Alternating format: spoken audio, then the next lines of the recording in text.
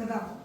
మీ అందరికీ ఆయన గురించి కొద్దిగా మనం తెలుసుకోవాలి. ఆయన ఫోటో పెట్టామా, నమస్కారం చెప్పుకున్నామా కాకుండా బాబు రాజేంద్ర ప్రసాద్ గారు మన భారతదేశ స్వతంత్రం వచ్చిన తర్వాత రాజ్యాంగం రాసిన తర్వాత మనకి మొట్టమొదటి రాష్ట్రపతి భారతదేశానికి బాబు రాజేంద్ర ప్రసాద్ గారు. బాబు రాజేంద్ర ప్రసాద్ గారు 1884 డిసెంబర్ 3వ తేదీ జన్మించారు. ఎప్పుడు? మరి ఈయన 1950 నుంచి 1962 వరకు మనకి రాష్ట్రపతిగా పనిచేశారు. అంటే దాదాపు 12 సంవత్సరాలు మనకి రాష్ట్రపతిగా పనిచేశారు. అలాగే ఈయన్ని ప్రేమగా బాబు అని పిలుస్తారు. బాబు అని ఎవరిని పిలుస్తారు? గాంధీ. ఈయన్ని బాబు అని పిలుస్తారు. అందుకని బాబు రాజేంద్ర ప్రసాద్. ఓకేనా.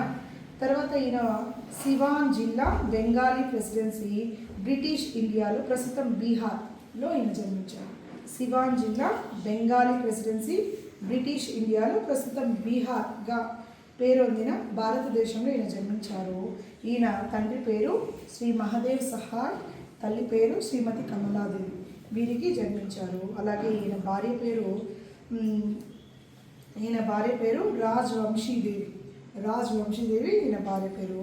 ఈయన 1963 ఫిబ్రవరి 28వ తేదీన మరణించారు. అలా అంటే దాదాపు 78 సంవత్సరాలు ఈయన ఒక పండితుడిగా, రాజకీయవేత్తగా, న్యాయవాదిగా, పాత్రికేయుడిగా, అలాగే ఎన్నో బుక్స్ కూడా రాశారు బాబు రాజేంద్ర ప్రసాద్ గారు. ఈయన రాష్ట్రపతి కాలంలో చాలా మంచి సభలు, రాజ్యాంగంలో ప్రణాళికాబద్ధంగా ఎన్నో కార్యక్రమాలు చేశారు.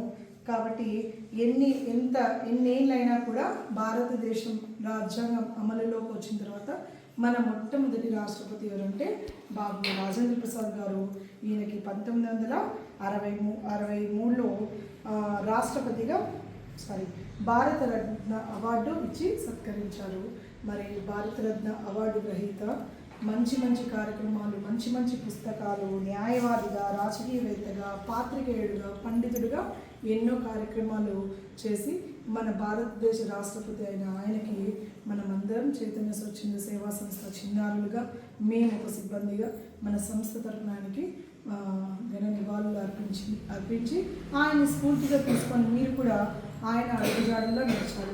మనం ఎవరైనా ఒకరి ఫోటో ఇక్కడ పెట్టి వాళ్ళ మంచి చెడులు, వాళ్ళు ఎక్కడ పుట్టారు, వాళ్ళు ఏం చదివారు, వాళ్ళ గురించి తెలుసుకునే ముందు అవన్నీ తెలుసుకున్న తర్వాత వారి గురించి తెలుసుకున్నందుకు వారిలో ఏదో ఒక మంచిని మీరు తీసుకొని మీరు కూడా ముందుకు వెళ్ళాలి. ఓకేనా. మీకు ఎంత టైం అయినా, ఎంత సమయభావం అయినా మీకు ఎందుకు ఇలాంటి వ్యక్తుల గురించి తెలియజేస్తామంటే, మీరు వాళ్ళలాగా తయారు కాకపోయినా పర్వాలేదు, వాళ్ళ అడుగుజాడల్లో నడిచి ఏ ఒక్కరి మీద ఆధారపడకుండా మీ కాళ్ళ మీద మీరు ఆధారపడుతూ ఇంకొకరికి హెల్ప్ చేయకపోయినా పర్వాలేదు, మీరు ఎవరికి బరువు కాకుండా ఉంటే చాలు. మనం ఎవరి జీవితంలోకి వెళ్ళి ఎవరినో మార్చిన అవసరం లేదు, మనల్ని మనం మార్చుకుంటే చాలు. మనం ఎవరికి డిపెండ్ అవ్వకుండా ఇండిపెండెంట్గా మన ఆహారం మనం, మన బట్టలు మనం, మన ఇంట్లో మనకు కావాల్సిన నెసిటీస్ అన్నీ మనం తీర్చుకున్న తర్వాత మనం హ్యాపీగా ఉన్నాము అని తెలిసిన తర్వాత పక్కన వాళ్ళకి సహాయం చేస్తే చాలు.